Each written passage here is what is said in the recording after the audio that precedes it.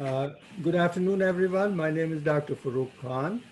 On behalf of the Interfaith Institute of Long Island, I want to welcome all of you to this very popular series which Arthur started 3, 4 years ago, which is really evolving around some tough cases from his book, Harder Right. And I think this is the fifth or the sixth in a series of programs he has put together, and they have always been enlightening and very well received and received very good feedback.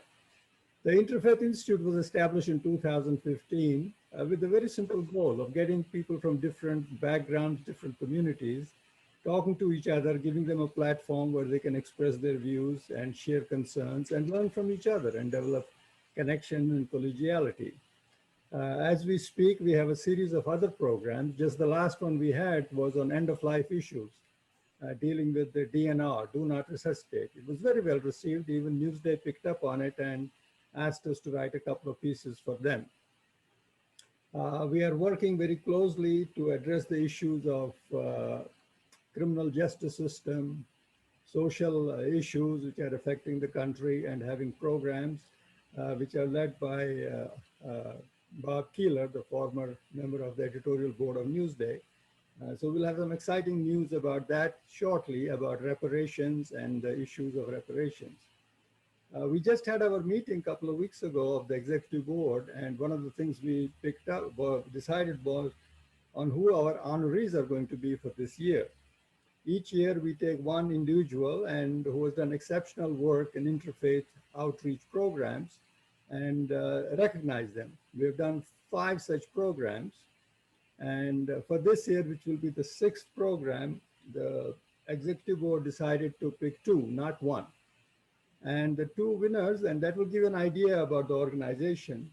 We picked a 17-year-old young lady from Minneapolis, Darnella Fraser. She's a young lady who videotaped the entire episode when the policeman was on the neck of George Floyd for 9.5 minutes, which led to his death. And her video was the key in making sure that justice was served.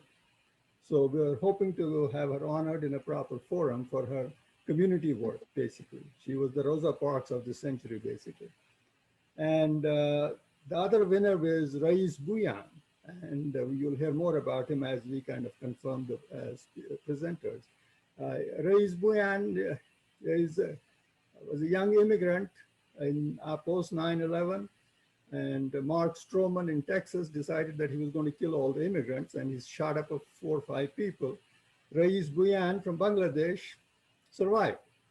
And when he recovered, he made this his life's mission to forgive Mark Stroman and get him off death row. It went all the way to Supreme Court.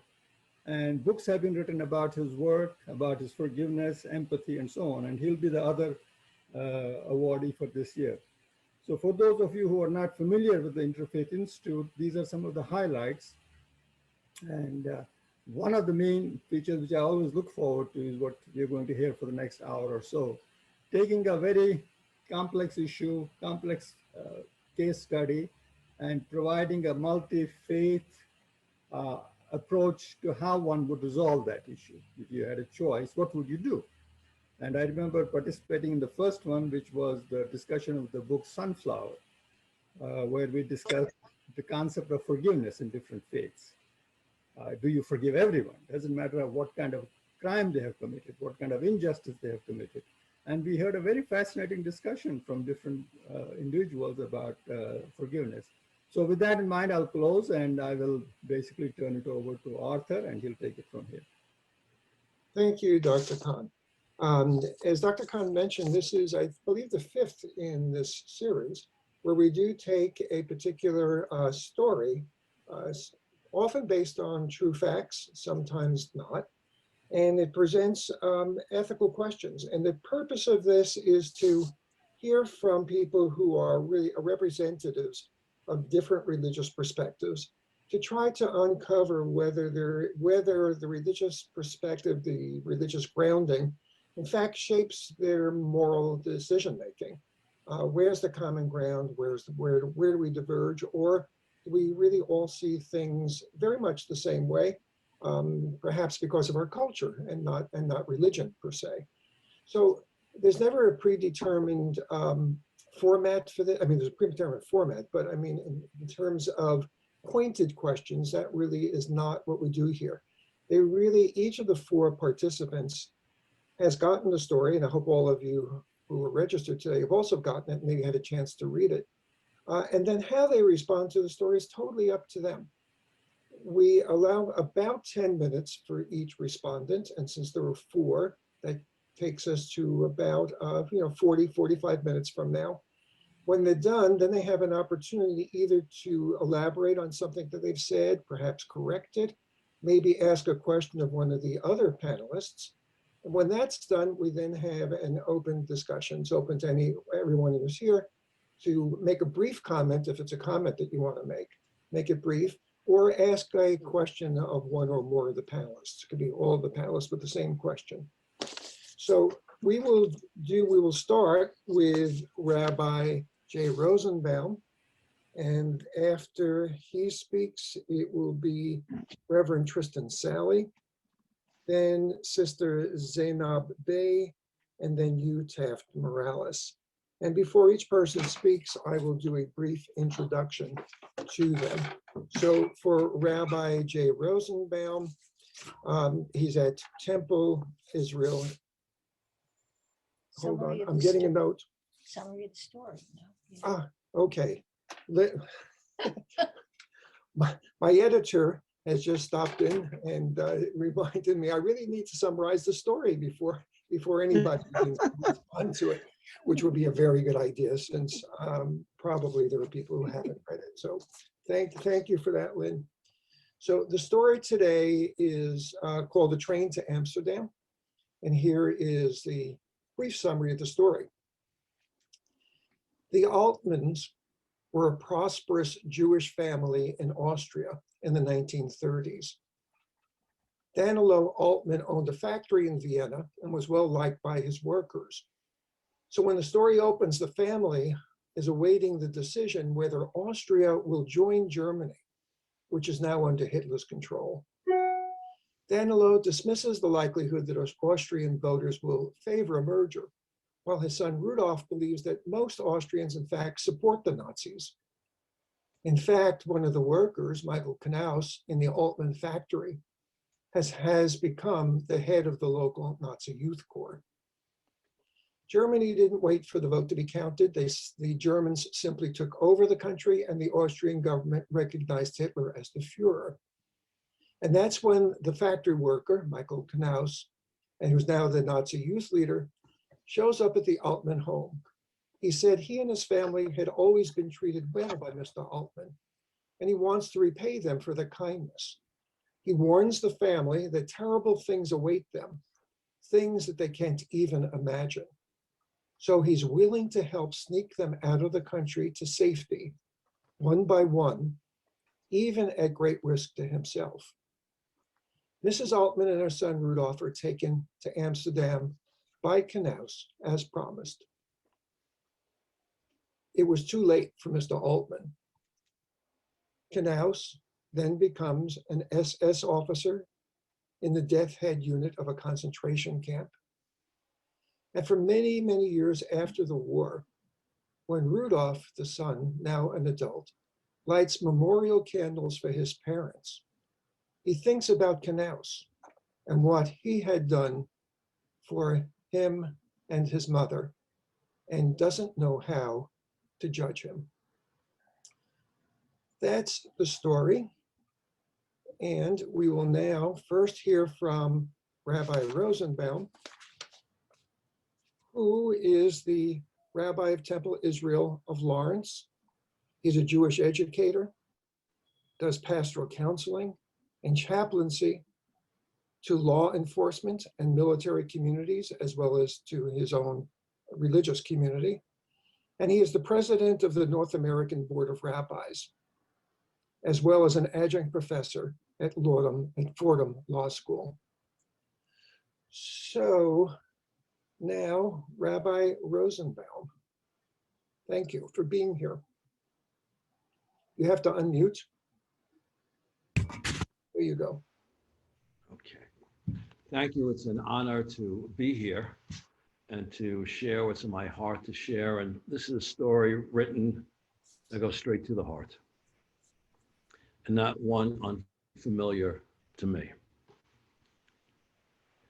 It reflects upon German culture, number one, and the history of the Jewish people. For many years, I served the Jewish German congregation in New York, probably the most prominent in the world outside of Germany, Congregation Habonim, made up of German Jews and Austrian Jews. Those lucky enough to get out before a few that survived. The sense of Mr. Altman not believing this would happen, I heard the stories of my congregants. There's one chap by name of Herman Boehm. His father owned the largest jazz club in Berlin. And Berlin was a center of jazz. In fact, cabaret, I believe, was based on his family's life. And he left, got out, the son, joined the American Army, and liberated his mother from Theresienstadt in the Czech Republic. In fact, if you visit the Museum of Jewish Heritage in downtown Battery, there's a story from the New York Times of Herman Boehm liberating his own mother. The transformation these people went through was remarkable. Herman was a prominent lawyer in Berlin. He made his fortune, and he did make a fortune in New York selling Polish hams. I kid you not. The other fellow whose story is the same is John Elton. Not Elton John, John Elton. His last name wasn't really Elton, it was Elsner. I'll tell you why they changed it. His family were very wealthy manufacturers in Berlin. They manufactured the materials for the garments. He ultimately was able to get back and get his parents out. His home in Berlin was so immense, they turned it into a sanitarium. John Elton, really John Elsner, was Johann actually, fought in the Battle of Britain in a Spitfire. Again, just two stories of many.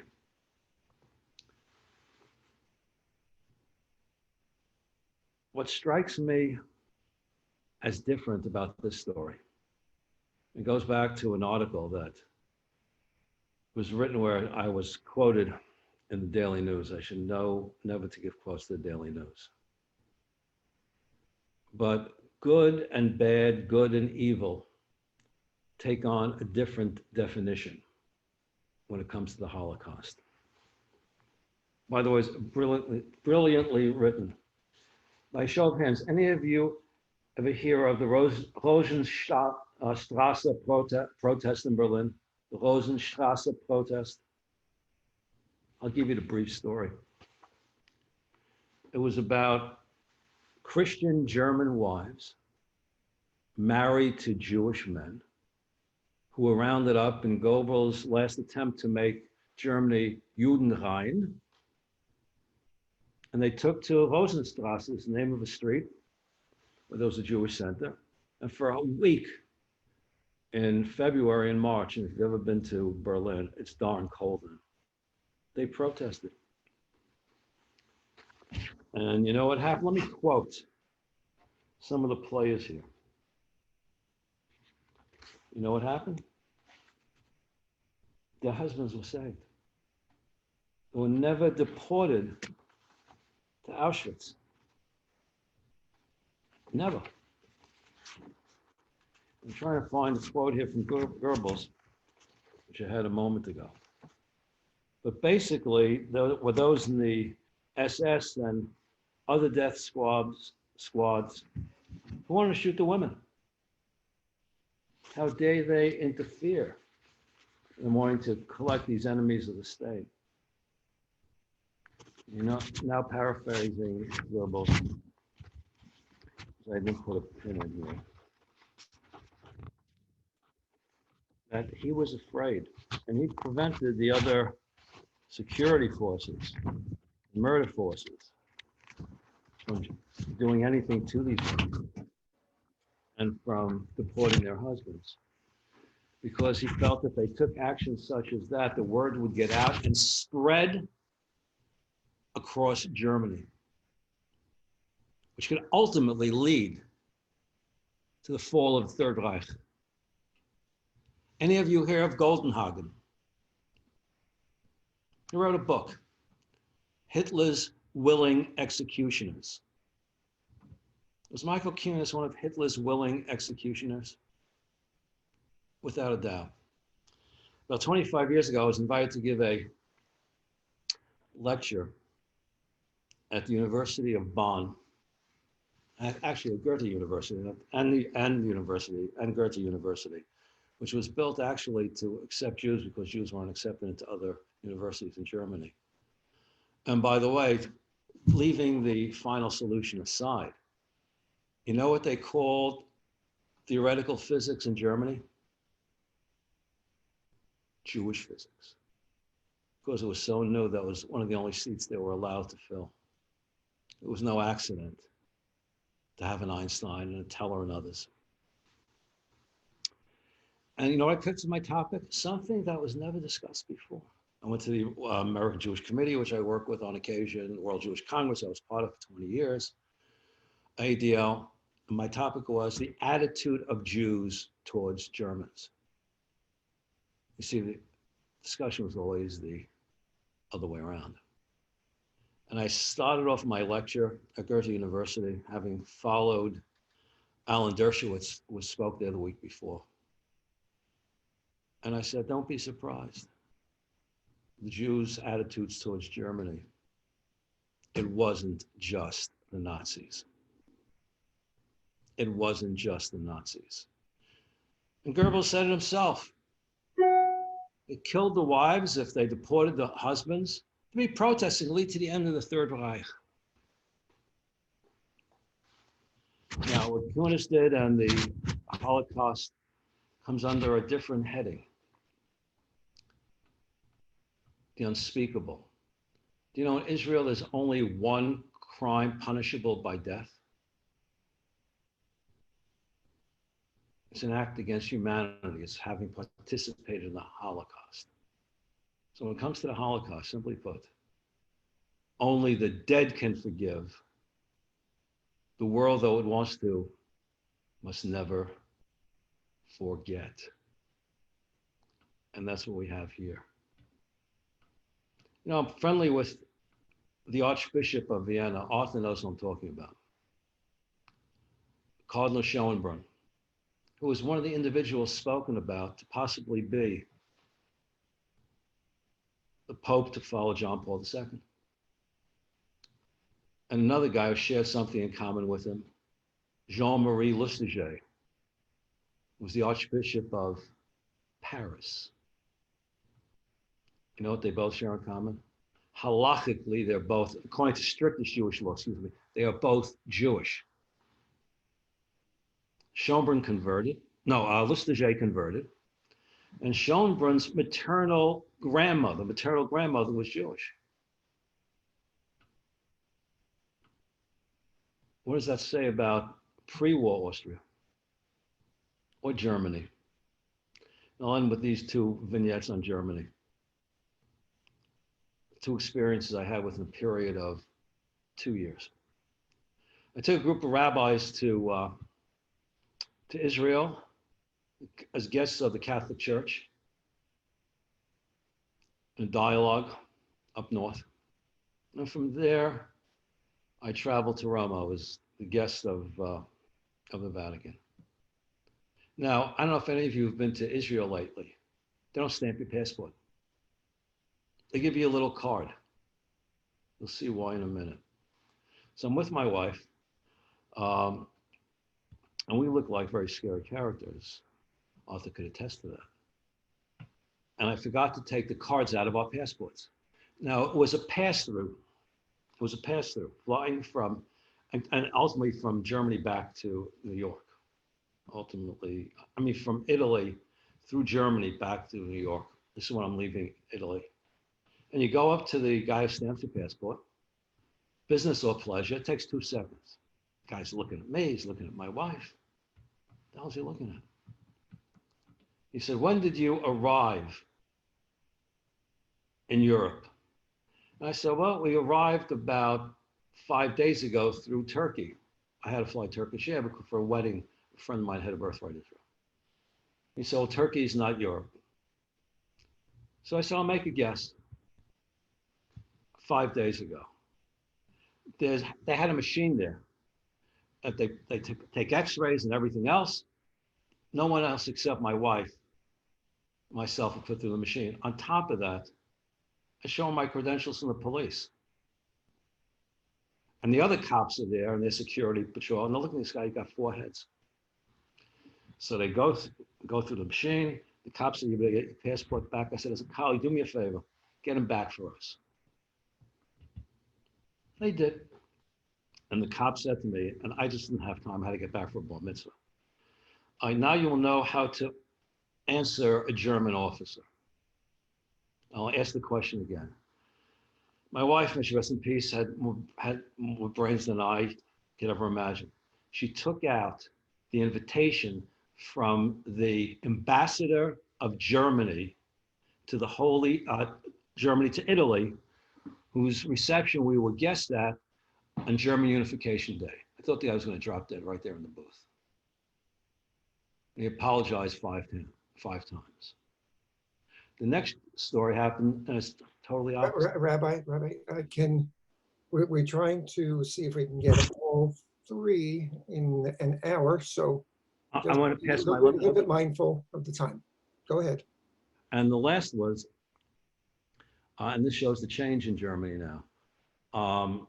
We're coming back again through Israel, through Germany. I generally fly Lufthansa. And I do not exactly have an Italian name. And this time, I gave them the passports. I said, Rosenbaum, welcome home. This is very complex story. You don't paint the people with a brush. But in terms of Kunis, there's no forgiveness. There's no forgiveness. None whatsoever, in my opinion. Thank you.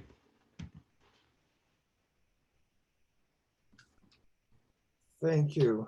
Rabbi, if there's more that you want to say, we'll come back to It's okay. at the end. I've spoken. I didn't mean to cut you off. You were right to do so. Believe me. I've heard it from my congregation times. I said, enough. It was very good. Enough. Yeah, okay. I thought I knew you well enough to be able to do that without you getting terribly insulted. I'm not insulted. Thank you. I'm embarrassed. Okay. So next is Reverend Tristan Sally, who is the senior pastor at St. Paul African Methodist Episcopal Church in Rockville Center. He holds a master's degree of divinity from Payne Theological Seminary, and he's passionate about social justice and a commitment to spreading the gospel. So, Reverend Sally. First of all, good afternoon to each of you, to the fellow panelists, and to each of you who share in this moment with us. We are grateful for this opportunity to share. Rabbi, I will go ahead and forfeit a couple of my minutes because of the wealth of knowledge and information you've been sharing. I believe all of us have learned, or at least gleaned a little from your sharing today, and we look forward to being able to share with you further. Arthur, I thank you for this opportunity to share. With respect to this piece that I will say captivated my mind. I will admit that there are probably other persons or other people who should be sitting in my presenter's chair today. other than me who are more worthy to speak eloquent words, to really share in the pain and in the reality of what this story spoke to. As a African-American male who was born in the inner city of Hartford, Connecticut, raised by a single mother whose father left at an early age, I do not know the pain of those who are the survivors of one of the world's most tragic tragic catastrophes ever. But what I do know is the longing of a young man desiring, hoping to one day see his father again. As I read the story, I reflected on the thought of good and evil. I reflected on the words of Paul to the church at Corinth, found in 1 Corinthians, that state, do not be deceived, that bad company corrupts good morals. As I read through the story of how Michael looked to morally do the right thing while being in the company of bad individuals, I reflected on the pain that ultimately must be felt by not only a family, but a community that witnessed and helped to raise individuals who ultimately would turn against common man and woman and would do violence and evil and ill will to others. I would submit that Paul, the Apostle Paul's writing to the church at Corinth in regards to bad company corrupting good morals is a good landing place to pivot as Rabbi was speaking in regards to the events and the activities that have precluded our minds for decades, for centuries. Paul's letter reflects upon the boasting that Paul has. And Paul states that my boasting is not in me.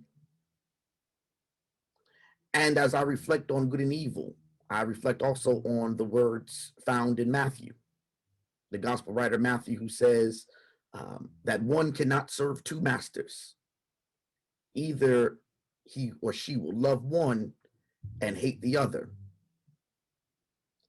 When it comes to doing right and wrong, all of us, from the very earliest of our existence, have been taught the difference between good and evil. The Garden of Eden illuminates for us the difference of good and evil, of obedience, and ultimately to help guide all of our paths and all of our steps. I remember very vividly as a young child, it's probably one of the stories I tell the most to my congregation, that as a young man growing up, I wasn't a bad kid. I did some mischievous things. On many occasions, my mother would tell me not to do certain things, and like most young people, it gave me the urge and the yearning to do exactly what she told me not to do. On many occasions, I recall to my congregation of how my mom would cook, and I just always had the urge to want to touch a hot stove. That no matter how many times not to do it, no matter how many times I would hurt myself, no matter how many times I had to learn the lesson, I always wanted to touch the hot stove. In this moment, I believe that the touching of the hot stove serves as a springboard for me today, and I'm gonna be done. One, the springboard is a hot stove should teach us the lesson not to do bad things. Bad things cause pain. Bad things cause hurt. And even when you try to couple the bad thing, even with the best of intentions, it does not erase the bad thing in which you were doing. I parlay that not only does touching the stove represent doing bad things and the pain that is evident there, but the hot stove for me also brings in the word forgiveness. Here it is that no matter how many times I touch the stove, no matter how many times I burnt myself, no matter how many times my mother told me not to do it, that I was afforded another opportunity to go and touch that stove. What I mean, very simply, is that forgiveness, even for the hard things, is not always for the persons who have committed the wrong, but forgiveness is for those of us who have had the wrong committed to us. That we would find a place to forgive, not to free somebody from their responsibility, but that we would find the heart of forgiveness so that we may move on. Forgiveness is something talked about within our Bibles, especially within the AME tradition. But if I'm truthful today, it's also one of the hardest theological concepts to grasp. It's one that many of us will never perfect, but it's one that all of us must work towards. And so even if it's not there today, we must continue to try to find forgiveness, not for what others have done, but forgiveness that we ourselves give ourselves a freedom to continue to live. Thank you.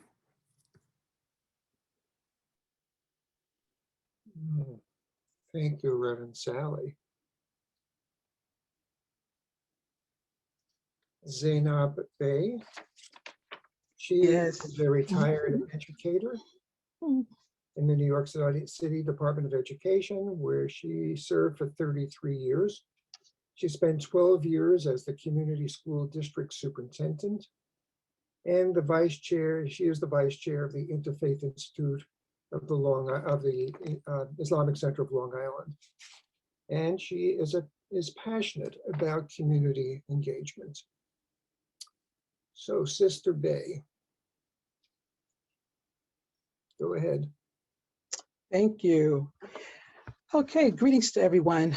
I've enjoyed it so far to move mine along as quickly as I can, and at the same time get a point across the concepts of the story that I really enjoyed, the train to Amsterdam, and focus on the concepts of trust, intentions, and free will from an Islamic perspective.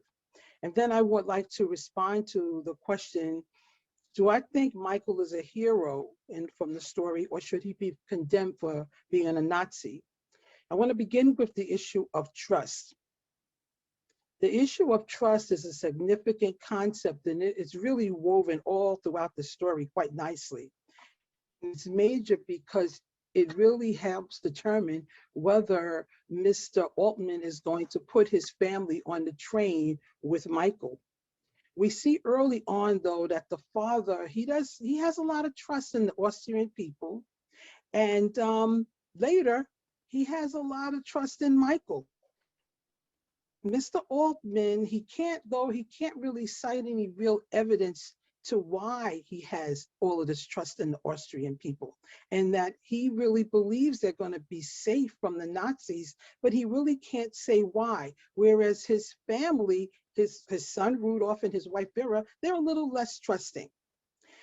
When Michael is introduced to the story, Mr. Altman, he's still in his little trusting state of mind, and he calls Michael a fine boy. His wife goes on to tell him he's not such a fine boy, because if he were a fine boy, he wouldn't be walking around in a Nazi uniform and spitting on Jews. But Mr. Altman believes that he has goodness in him early on. From the onset of the story, without even fully knowing Michael, we see that Mr. Altman has trust for his country, for Michael, but without clear evidence of their trustworthiness.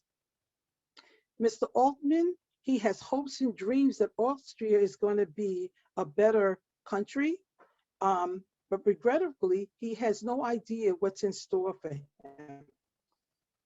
Regarding the issue of trust in Islam, Muslims are instructed to put their trust in God, Allah, which is the Arabic. Islam acknowledges that as humans, we don't know it all, and according to God, we're not supposed to. We can't see into the future, and only God can do that. Therefore, from an Islamic perspective, according to the Hadith, which is a book of sayings about from the Prophet Muhammad, peace be upon him, it states that Muslims should tie your camel and then put your trust in God. In other words, do your due diligence and then leave the rest to God.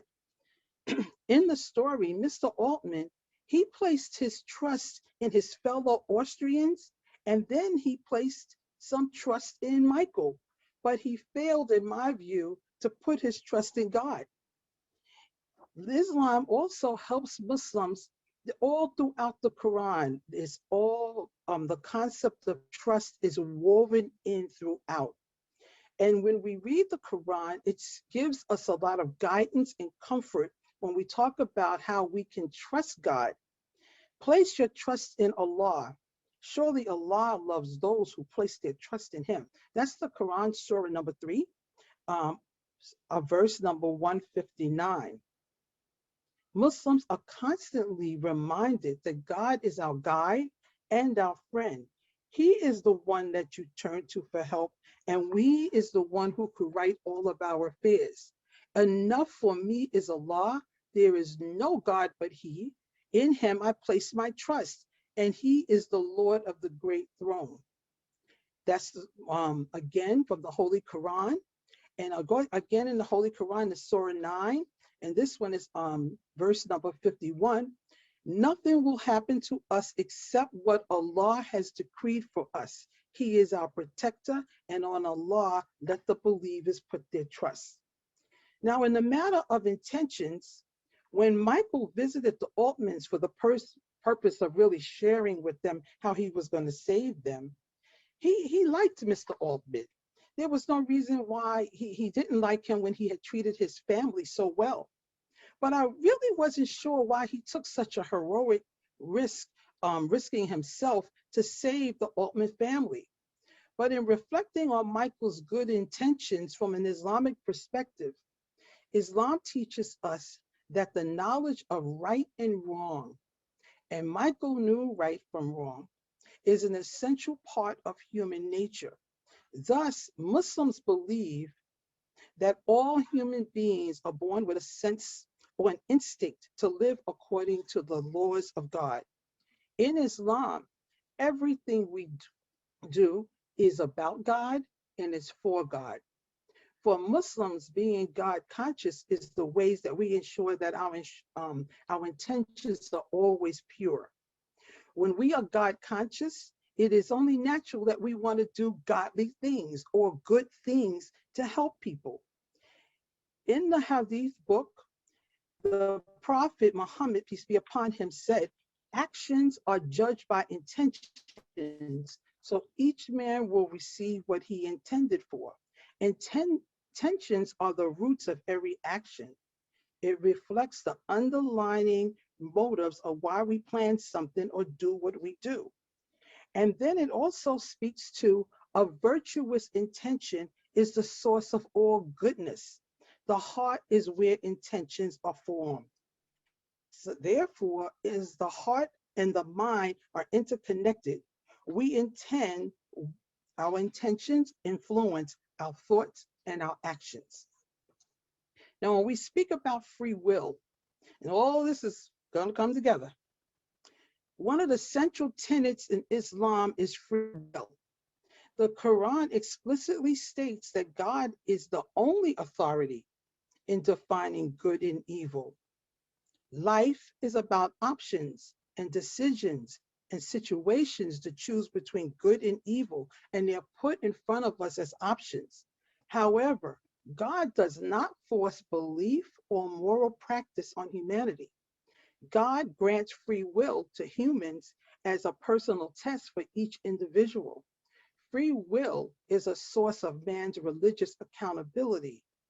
We make our decisions, and God creates good and evil based on those decisions. It is inherent in Islam to believe that both good and evil come from God. People are naturally inclined to do good, and we are bound to stay within those boundaries to do good.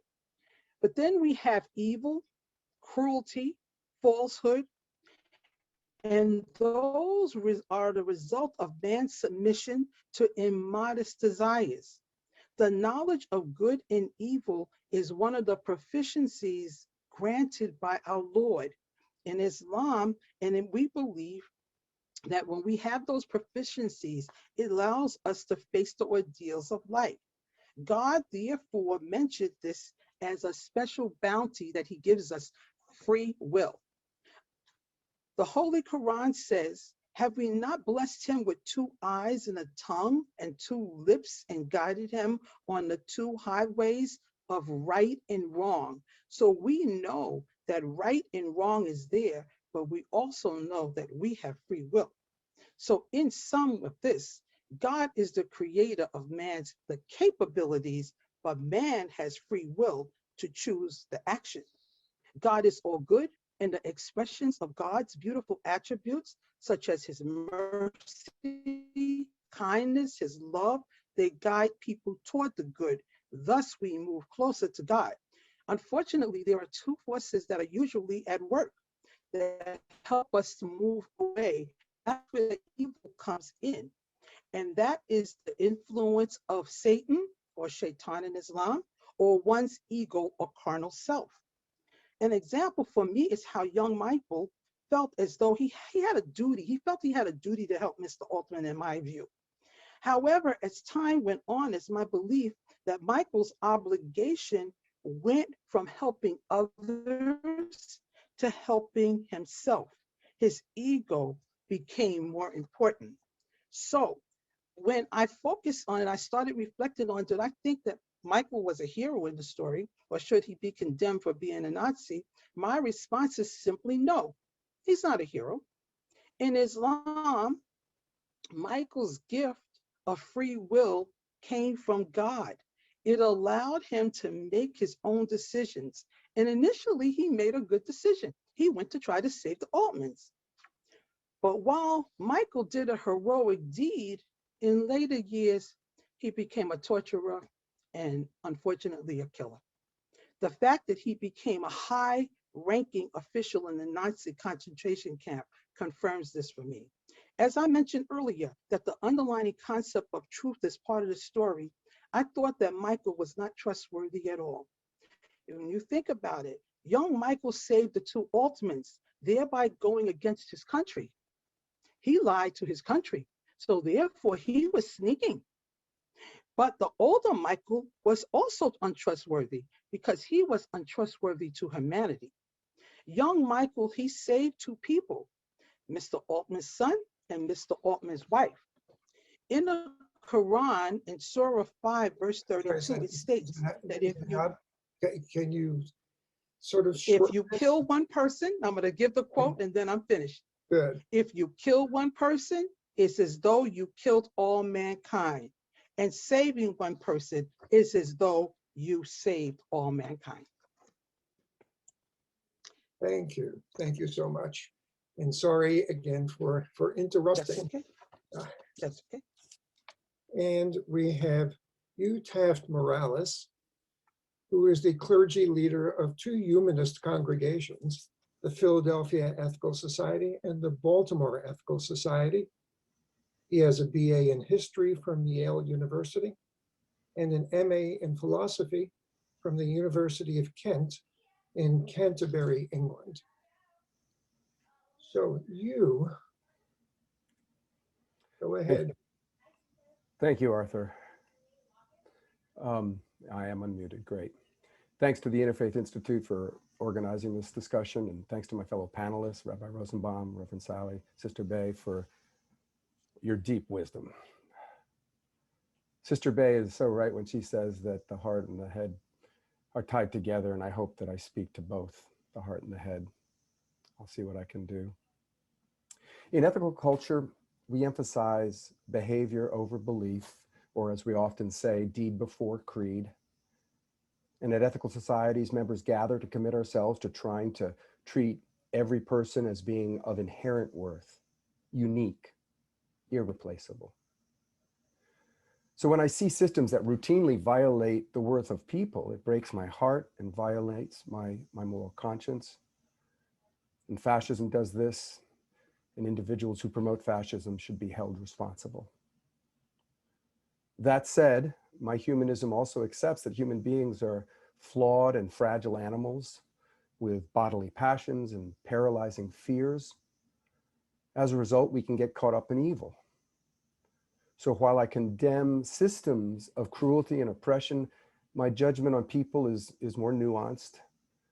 Generally, I'm hard on systems and soft on people. Now, the story, The Train to Amsterdam, reflects how good and evil overlap and how people can do good and terrible things at the same time and over the course of their life, ourselves included. When judging the young Nazi, Michael Knaus, I give him some credit for his gesture towards the Altmans. I also condemn his affiliation with Nazism and the suffering it caused. I don't forgive him because I agree with Rabbi Rosenbaum and many others that in this context, only the dead can forgive. But I resist labeling Knaus the person as evil because I see all human beings as flawed and capable of evil acts. Too often we touch hot stoves. And second, Knaus was young when he joined the Nazi Party. I treat young Knaus with greater compassion and patience than the older Knaus who becomes the head of a concentration camp. That's for sure. I also temper my judgment of Knaus because post-World War I Germany twisted many people towards evil. Had I been born in the same social context at the same time as Knaus, I shudder to think what I might have been like or done to fellow human beings. As Reverend Swally spoke, bad company corrupts good morals, and often on a massive scale. I don't try to reconcile Knaus's evil acts and his small gesture of kindness. I don't think they fit together neatly. Good and evil can coexist in peoples and in systems. Few stories tell this better than the story of Le Chambon in France. I know many of you know this story. Very briefly, during World War II, the area in and around Le Chambon saved 5,000 people, mainly Jewish children, from the horror of the Holocaust. A pacifist minister, André Trocmé, called for a conspiracy of goodness, urging local farmers to resist evil with the weapons of the spirit, is what he called it. And soon families took Jewish refugee children into their home, and they were hidden in plain view. The population of Le Chambon doubled from 5,000 to 10,000. But soon German officers and soldiers occupied the region. And surely they noticed 5,000 children who seemed much more similar to each other than to the local farmers. Why didn't they deport the children as they were doing throughout Vichy France? Did some Nazis look the other way? Is it possible that people caught up in an ethically horrible system also got caught up for a moment in a conspiracy of goodness? I mean, throughout the Holocaust, there were similar acts of compassion by agents of oppressive systems. 1,200 Jewish people saved by Nazi Party member Oskar Schindler. The philosopher Philip Haley, who served in World War II, studied Le Chambon to understand good and evil. He knew that identifying evil was more than just pointing at someone doing evil things. It's not just about condemning someone as evil or to turn them into the enemy. But we humans do that all the time. I mean, we love to feel righteous in our condemnation of others doing evil. Psychologists agree that it feels good to express anger, especially when those we condemn feel criticized, judged, ostracized. I mean, just try saying this, "How dare you?" And it feels good in the face of evil acts. But I think evil is more complex. Philosophers like Haley began to explain that evil is embedded in systems and defended by outwardly, seemingly respectable, rational people, like the young Knaus. I mean, Knaus was surely influenced by SS officer Adolf Eichmann, who taught Nazis to overcome their empathy and do their duty to get the job done. After Eichmann was arrested, he displayed no remorse for causing mass suffering. He and many other Nazis subconsciously and consciously distanced themselves from their own empathy. And it helps explain why otherwise normal Germans, faithful spouses, loving parents, dedicated doctors, were a part of a genocide of millions. Heinrich Himmler, head of the Nazi SS, taught recruits that it was their duty to become tough. He belittled human sympathy, saying, quote, "Most of you will know what it means to have seen 100 corpses together, or 500 or 1,000. To have made one's way through that and to have remained a decent person throughout. That is what has made us hard. That is a page of glory in our history." That's shocking. But I think Knaus felt that. Let me just conclude by saying something that Haley mentioned in studying the Holocaust, and it's something that I feel in discussions like this and in my life. Haley found that when he tried to be objective in his research about good and evil, he began to distance himself from the horrors of the evil he was studying, because it can become overwhelming. And he began to understand how Nazis began to process the slow crushing and grinding of human beings, as Haley talked about it, as just being part of their job. And he thought about how Nazi doctors could look upon torture and death without a shudder. And he realized at that moment that studying this horror from his ivory tower involved a similar distancing from the horror, and he became inured to suffering. He wrote, "Reading about the damned, I was damned myself, as damned as the murderers." Now, I think Haley was overly hard on himself, but he has a point. It's not enough to speak about the horrors of the world. In speaking on this panel, I wonder, am I just doing my job? I have to do more about the systems I support that lead to suffering. I try, but although I've given up eating meat almost completely, when I eat my ice cream, I set aside the suffering inherent in the dairy production. I know my carbon footprint is accelerated climate change, which is hurting poor farmers around the world. I do my duty and I pay my taxes that buy cages for children or build prisons or launch deadly drones. I'm not trying to be overly dramatic. I'm just trying to be honest about how evil is embedded in systems that we all buy into. And that reality, along with the fact that we are humans, flawed and fragile primates, is why I'm soft on people and hard on systems. So I'm soft on Knaus and hard on Nazism. Thanks for listening. Thank you. Now, if there's any of one of the panelists would like to ask a question of another or clarify something that you said or expand on something that you said, or perhaps something you want to say that you would overlook the first time, or maybe I had rudely cut you off and you'd like to say it now. Can I ask a question of Sister Bay? Go ahead, Thank you, Sister Bay, thank you, and thank you, everybody. You mentioned that you think that all people are born with an instinct to live according to the law of God. I sort of feel the same in slightly different language, but I sort of feel the same, and yet we witness people who seem so broken, that or sociopaths who are born without the ability to feel empathy. Do you feel like some people don't have that instinct ever? Who is the question directed to you? To Sister Bay. Oh, okay. I do believe that people are born with the instinct, first of all. I do believe also that people become broken. And for whatever reasons they become broken, they can hurt people. They hurt, but they also hurt themselves. So I do like what you talk about the systems. And in that system, bad things happen to people that cause them to do evil. But I do not believe you're born with that evil in you, like some people believe. And I don't believe that Thank you. as a Muslim. I was wondering if either Reverend Sally or Rabbi Rosenbaum wanted to be part of that conversation. We want to leave it there? Okay. I could add now. I usually wait till the very end when people ask, well, where'd you get the idea of the story? This is based upon a true story.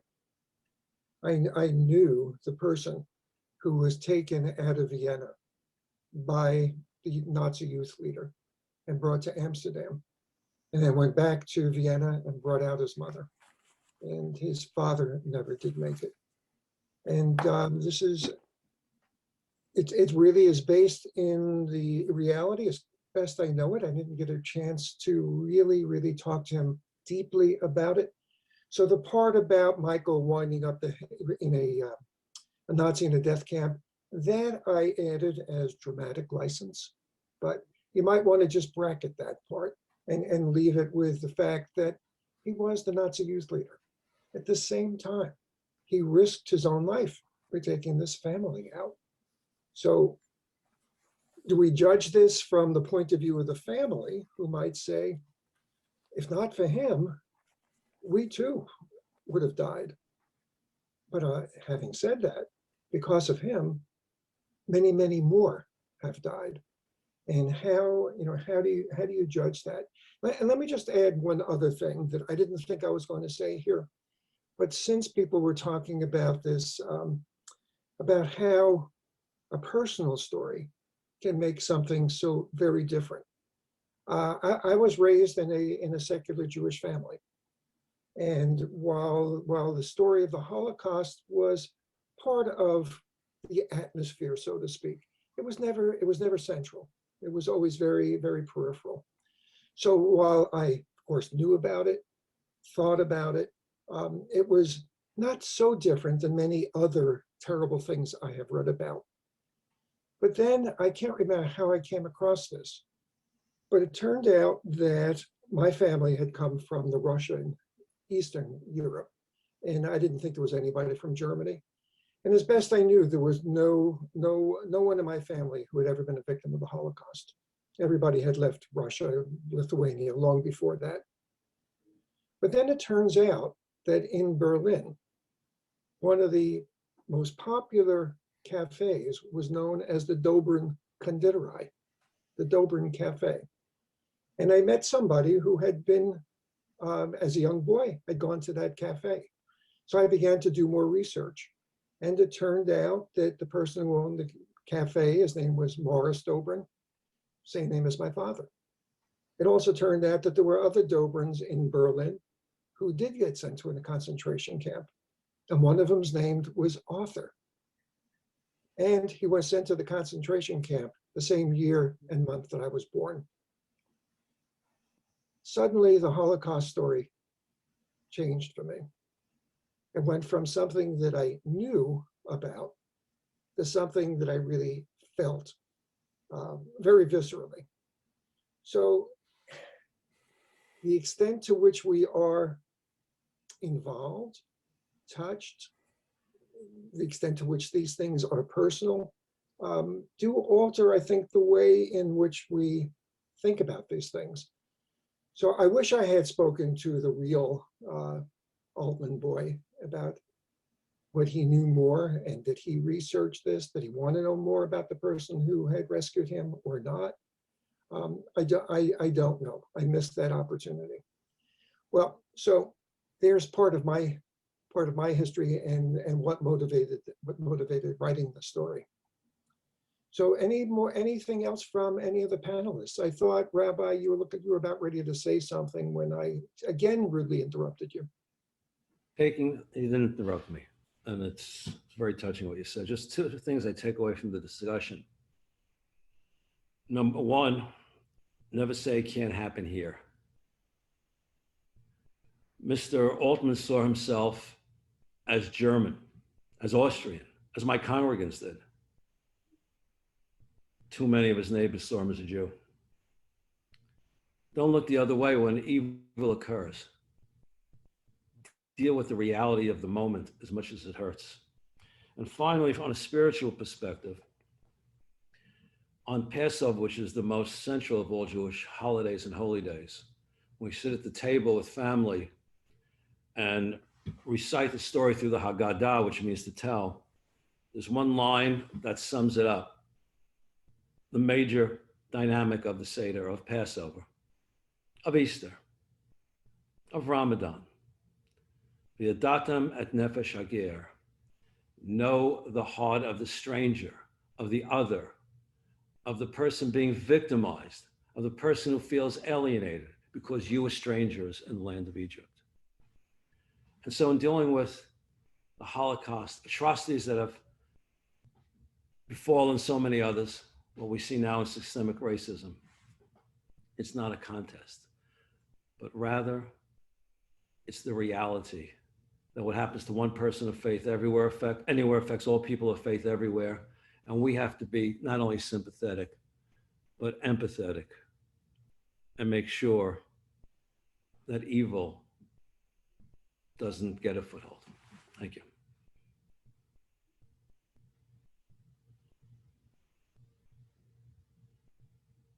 Now, if there's anyone who wants to say something or ask a question, why don't you just raise your hand and unmute yourself. If I see you, I'll call on you. If I don't see you and you want to be called upon and I overlook you, just unmute yourself and go ahead.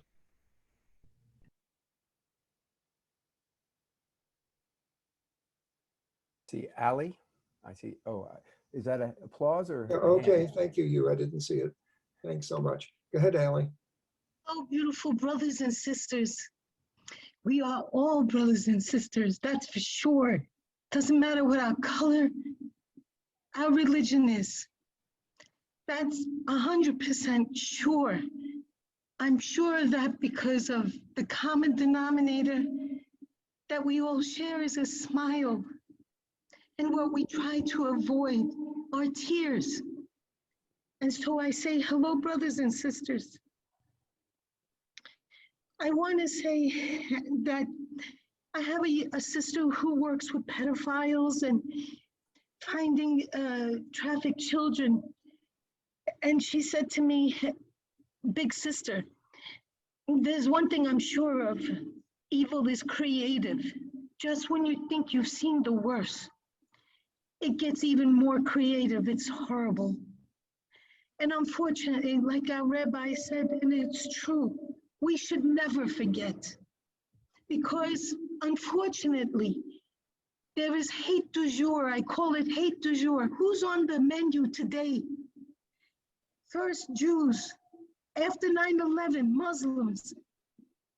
Before that, Native Americans, the Trail of Tears, African Americans. I always say to a woman who came and she said, you know, between you and me, you know they're lazy. And I said, between you and me, I didn't know you were racist. And I asked her to leave my office. And she said, I'm going to report you to the Better Business Bureau. I said, go right ahead.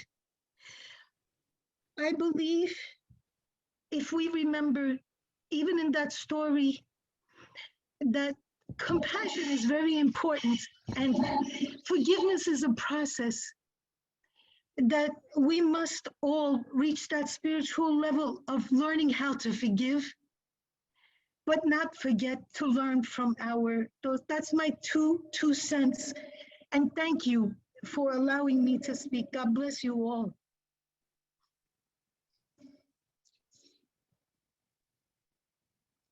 I didn't have a question, I'm sorry. I just wanted to share. But by the way, may I say one more? I see Ginger wants to say something. Arthur Stephen Meskin has his hand raised. Oh, I'm sorry, Stephen, and then Ginger. Thank you, Lynn. Go ahead, Stephen. Arthur. Yeah. I find it very interesting. I have a very similar origin story. as you did. My family came from Lithuania. And when I arrived on a round the world trip in Australia, I got a phone call from Melbourne, from cousins who had married in a concentration camp and raised children there, and invited us to stay with them. Very, very moving experience to meet them. I wanted to say to the rabbi, I hope that you broaden your wish to not from all people of faith to all people of humanity. Thank you. Okay, Ginger. Well, listening to all the speakers was very informative and inspiring, interesting, but I have this feeling about Michael Knaus. I read the story twice because the first time I read it, I didn't remember. After a month, I think I signed up about a month ago, so I didn't remember the story, so I read it again. And it was a fascinating story and probably one I've heard before. But Michael Knaus, in the beginning, was brainwashed by the Nazi system. And as an innocent young man, when he first became involved with the youth of the Nazis, he was still innocent, and he still had a spirit and a sense of what was right and what was wrong. As he became older and became more entrenched in the Nazi denigration and dehumanizing of the Jews and all the other people that were also killed during the Holocaust, I think he lost that. He was no longer, you know, the human that he was when he was a young boy. And so for that reason, I think we have to have some forgiveness, some leniency, but you know, as a whole, I don't think there is much forgiveness that I feel about the Holocaust and the people that perpetrated. As a Jewish woman growing up without any religious affiliation, I was not really very educated as a Jew.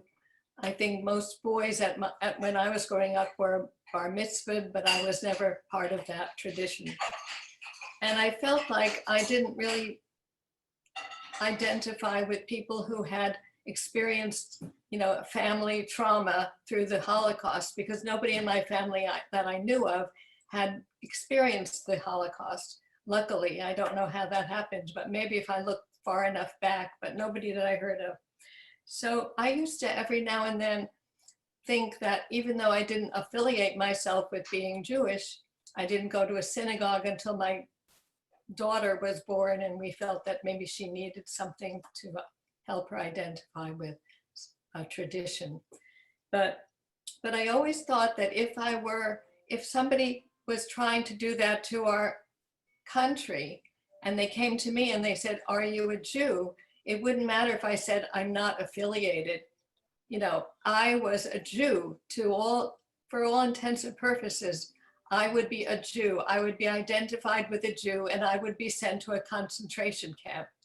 So they wouldn't excuse me, say, "Oh, well, you didn't go to a synagogue, so therefore you're excused." So once I heard of once the Pittsburgh massacre took place, I took out my Jewish star and I wore it, and I felt proudly identified myself as a Jew because I felt I had to. I felt it was part of my duty to say who I was and not be scared, because I think I've lived my whole life not wanting to identify as a Jew. And that's just we're just talking about one incident, one story. Anyway,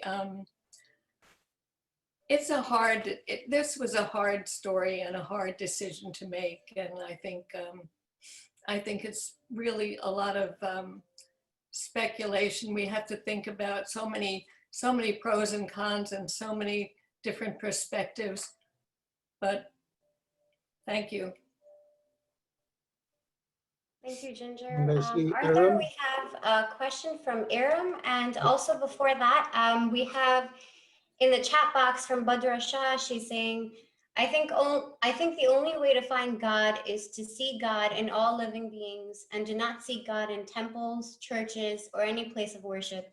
If we see God in all living beings, one cannot kill anyone. Thanks. So I think we have, thank you so much, Badra Shah. And Aram, I think, had a question. Yes, I don't want to take too much time, so I lowered my hand, but yeah, I'll go ahead. And I just want to mention something. Thank you everyone for your personal stories. I loved hearing that. I think our opinions are always influenced by our religion, our experiences. And seeing you all coming together, talking about one topic is so lovely. Thank you for that. And I just want to mention, I learned something when the Black movement started after George Floyd. I started learning more about racism and how I can minimize, from my side, teach my children. They'll go ahead, teach their children. And I learned that humility is at the heart of kindness and like treating others with respect. As Ali mentioned, I completely agree with Ali that evil will always be around, but we can always check our intentions and try to be kind and try to always remember other people's pain, all these major events that caused people so much pain that it will probably not go away and it will take forever to heal from. And I also agree with Brother Rosenbaum, I think. I'm sorry if I'm pronouncing it wrong. That we have to be understanding, we have to remember everybody's pain, and we have to heal together. Thank you. Thank you for listening. I didn't see which order they came up, but there was Doris and Justy. Justy first. Okay, go ahead, Justy. Okay, thank you, Doris. I want to thank the panelists. It was really interesting to see all the different viewpoints. I myself am a secular humanist and also a playwright. So when I'm doing my playwriting, I have to get into the characters of all the characters in the play. And of course, there's conflicts. So some people might be considered the villains, some people might be considered the protagonists. But what I try to do is to try to get to the heart of the matter as to why the person is acting the way they are, rather than judging them. So when I read the story, I didn't make any judgment about Michael. I just tried to see why he was doing what he was doing. And it's interesting to know that that comes from a real situation, because it seems to me that when people, I've noticed it's easier for people to be prejudiced against a group. But when they look at people as individuals that they know, it's harder for them to be prejudiced. And one of the things I was thinking about is in Ireland around 2014 or 2015, they put a referendum to the vote of the people, whether or not same-sex marriage should be legalized. And Ireland is the first and only country in the world who has legalized same-sex marriage by a vote of the citizens of the country, rather than the Congress or making a law. And one of the ways they got people to vote for it is to have the young people who identified as LGBT people go to their parents, go to their grandparents and say, hey, grandmom, I am one of the LGBT community and I love you. And I would love to have the chance to love, if I would fall in love with somebody. And it voted, the people went and they voted for same-sex marriage. So I just want to put it to the panelists. Do you think it's harder to be prejudiced against somebody that you know personally, rather than to have just a group that you can dehumanize, depersonalize. Do you think that that makes a difference? Because with Michael, you know, he personally knew the Altmans. So although the Jews, he was willing to persecute and do horrible things to, but the Altmans were people he knew personally, and he wanted to get them out. And it just seemed to talk about, if you know somebody, it's harder to be prejudiced against them. Yep. Well said, Justy. Okay. So Doris, Yes. I'd like to explore the consequences of forgiveness, or on the other hand, a refusal to forgive. Forgiveness doesn't necessarily mean that the perpetrator of some evil deed needs to escape all penalties or any kind of consequence. So one can forgive and yet punish at the same time, so that the person suffers some kind of consequence. But and I think we need to keep that in mind before we decide that we can never forgive totally. So I think that forgiveness and consequences are two distinct concepts. And a concern about a refusal to forgive is that such a refusal is what drives so many societies and political organizations into endless cycles of retribution. And there should be some way of avoiding the punishment of the entire tribe or community for an individual's wrongdoing. Just another complexity to this dilemma. any of the panelists want to respond to that? I just wanted to say, Doris, that I think we probably agree about what you're saying, but forgiveness is such a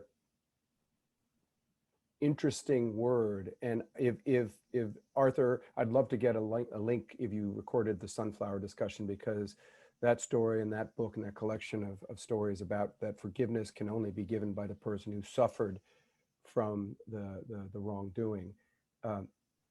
I do believe that, and yet I do think you can make you can work through a process of reconciliation.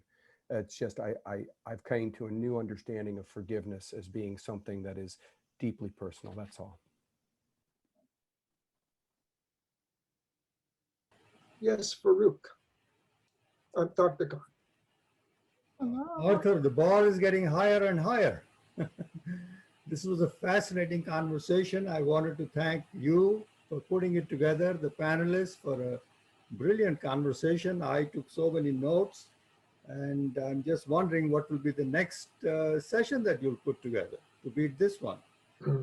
This was really fascinating, and I want to thank and appreciate everyone's participation and involvement on a beautiful summer afternoon in New York. It's very pleasant out there, and everybody seems to have stuck around. Can I just add to this, Farouk? I hope everybody has gotten the PDF of the story. If you haven't, you probably can still get it. It comes from a book of short stories that I put together, that I wrote, that is called The Harder Right. And the book has just been made available in an e-book format for those of you who like to read on a pad, only from Barnes & Noble. Amazon doesn't have it yet, but the hard copy is available many places. But the ebook is only available on Barnes & Noble. Cheap for the price. Did you say the name again? Sorry, there's a couple of comments that are coming in really quickly before we conclude. I want to make sure Lynn gets a chance to speak because she's been raising her hand. Go ahead, Lynn. Well, this is for Sister Bay. Did you hear me, hon? Yeah, Okay. yeah. Go ahead. No. You said if you killed one person, you've killed all mankind. And if you save one person, you save all mankind.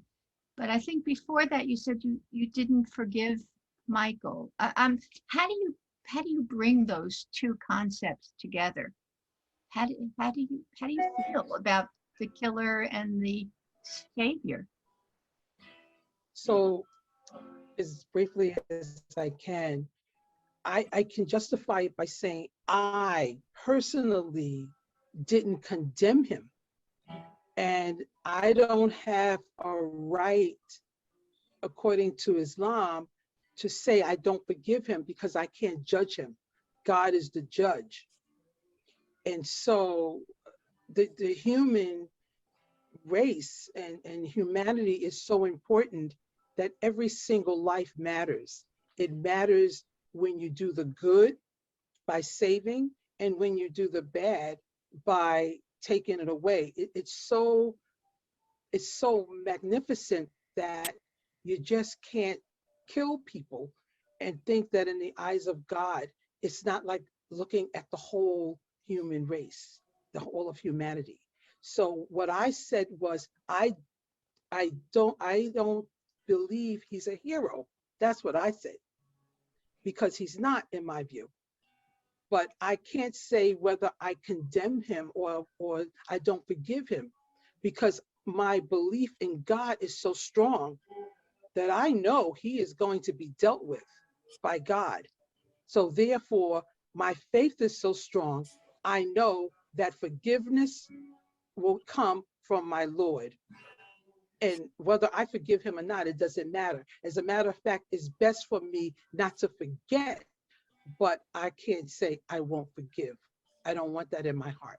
Thank you so much, Sister Zainab. I just have a few more comments I want to help Arthur with really quickly. Badra Shah mentioned that we can all decide to forgive one person in our life today and start making some change. Practice will help us more. Carmen Lloyd said, thank you. Hugh is asking, was the sunflower discussion recorded? The answer is, I don't think so. That was the very first one we had, and I don't think the technology was set up at that point to actually record it. So unfortunately, no. Somebody also asked for me to repeat the name of the book. Yes. The name of the book is The Harder Right, and I am the author. Yolanda Williams mentions great topic and presentation by everyone. Sis Bay, you are on point. Thank you all for this forum. And Carmen Lloyd is mentioning, thanks for a meaningful and thoughtful conversation. In the Christian understanding of God, forgives humanity by saving grace. That does not mean forget. Absolutely. Thank you so much for all of your comments. And Arthur, I'll let you conclude. Well, I conclude by thanking everybody for this. You know, the Zoom is both a liability and an asset. It's nice to have people from all over to be able to participate. It would be really even nice if we could see everybody face to face. I'm hoping that will come soon. So thank you all for being here, and we'll let you know when we have the next one planned. We try to do 2 a year. So the next one will be sometime, probably late fall. And So in addition to that, thank you all for being here. this is also going to be recorded. It is recorded, so we'll have this on the Interfaith Institute of Long Island page. So we'll shoot you an update when that's up in case you'd like to share it, to see your beautiful faces on there. Thank you so much, everyone. Have a great rest of your day. Okay. Thank you. Thank you very much for a wonderful afternoon. Have a nice day. Take care. Goodbye. Bye-bye. Thank you.